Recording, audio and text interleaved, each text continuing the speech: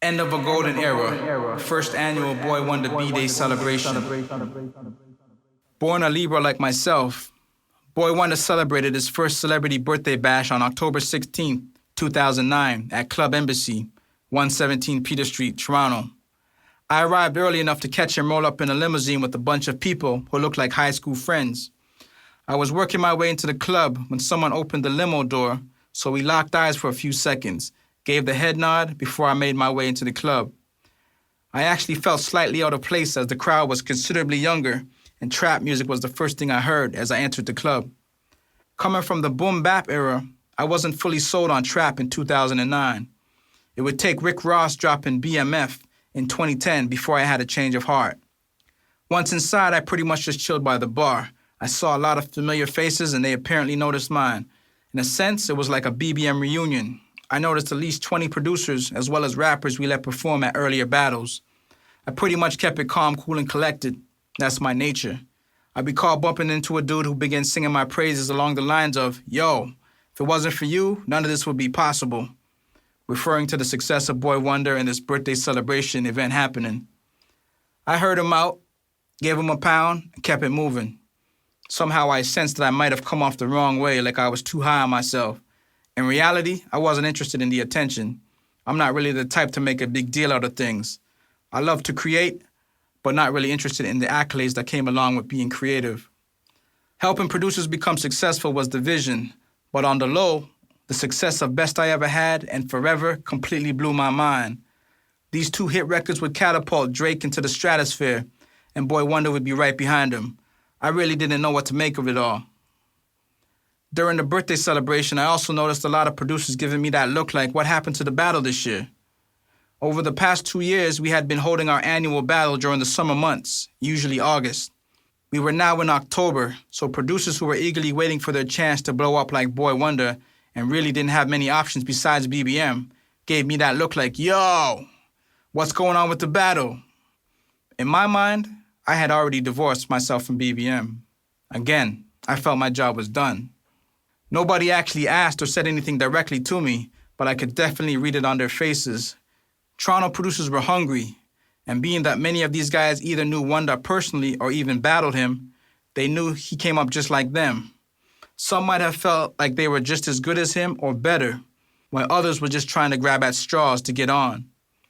At this time, 1da's success was every producer involved with BBM's success. They were a small, niche, underground community of producers just trying to create something out of nothing, literally starting from the bottom. When 1da came in the venue, he went straight to his VIP area. I remember him standing up, looking straight over to where I was standing, as if to say, "Why are you standing over there? Come hang in the VIP." I was with my lady at the time, so I just chilled where I was for a bit. A little while later, I made my way over to him. I could tell he had a few drinks in him. I saw this side of him before, at the last battle, when some random dread in the crowd started arguing with him while he was judging the battle and looked like he was about to start scrapping, but I motioned to him to chill, as it wasn't necessary. But in this case, there was nobody arguing. It was all good vibes. They say when a person drinks, they are more likely to speak what is really on their heart. The filter is removed, so to speak. So he began telling me how much I helped him starting out and that kind of stuff. I suspect 85% was straight from the heart. 10% was the liquor talking, and the other 5% was the fact he had a pretty young lady in his arm at the time. In any case, I heard him out and simply replied, "Stay humble. You hear me? Stay humble." He was surrounded by a whole bunch of people. Some were producers who had battled in BBM, some were schoolmates and friends, while others were probably groupies. There was a rumor swirling around the whole time leading up to the party that Drake was going to be there. But that didn't happen. This was all really new for Toronto. We were not used to seeing artists or producers blow up right in front of our faces. This is not and never was the norm for Toronto. We've been the underdog since the early 80s, when we used to invite DJs from the US to come up and battle it out, Canada versus US style. We had a few bright spots sprinkled throughout the 90s and early 2000s, but they paled in comparison to what was starting to happen now. Nobody could have possibly prepared us for this shift. New friends, new associates, new managers, new groupies, and new opportunities. The city came out to celebrate something that they'd never seen before. a Toronto producer who came all the way up. Aside from catching up with Boi-1da, almost equally as impactful was catching up with my homie Adrian, who was my right-hand man in keeping BBM going.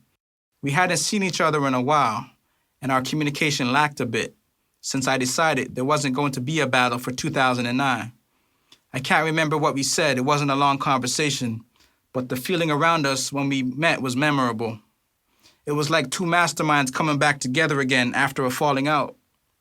In our case, there was no falling out, just the lack of communication. I remember standing with a couple people, and I saw him walking through the crowd with a few members from Urbanology magazine, making their way over to me. For the people around who knew us and remembered how we worked as a team, I could almost read their minds like, if these guys get their shit together, it's on. It was a fairly brief interaction, but it was enough to reignite that spark. And right there and then, it was decided in my mind that at some point in the near future, BBM would return.